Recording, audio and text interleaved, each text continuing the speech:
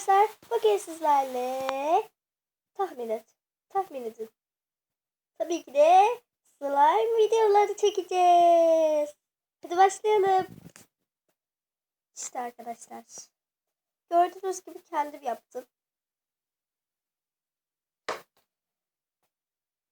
Sadece içine krem, kolonya, boraks, tutkal koydum ve tuz koydum. Karıştırıyorsunuz, bu kıvama geliyor. Gördüğünüz gibi. Ne kadar bakın istiyorsunuz. Arkadaşlar kesinlikle hazır almadım. Hazır aldıysanız da çok yapışıyorsa, ben bir kere öyle yapmıştım. Çok yapışıyorsa şu gördüğünüz Arko klasik kreminden döküyorsunuz.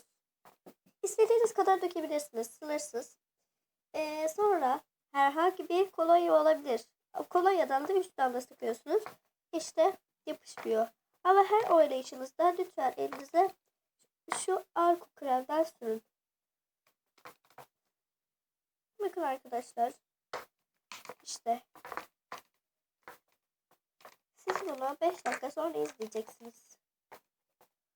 Bakın işte çok güzel.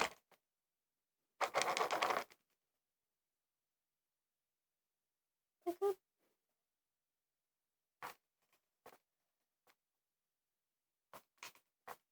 Bir önceki videomda zaten üstünde yazıların olduğunu görmüştünüz. Bakın.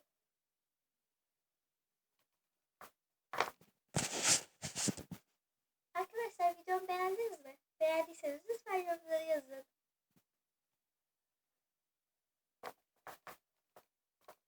İşte. Oh, aman Tanrım. Yani aman Allah'ım. Aman Allah'ım.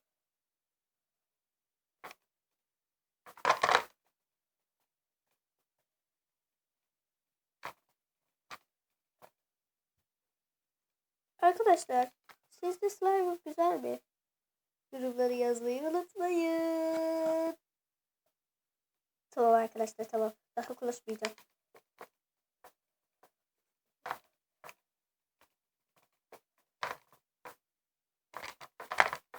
Arkadaşlar bakın aynaya da.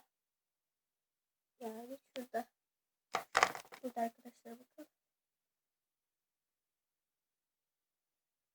Ben de buradayım. Ama tabii ki slime'ımız burada, aynada değil. Bakın. Hiç düşmüyor bile. Merhaba arkadaşlar.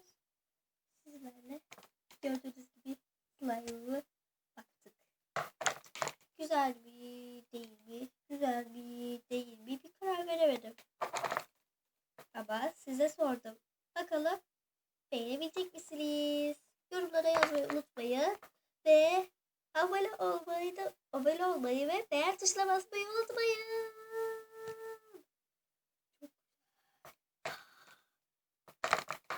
Vay canına.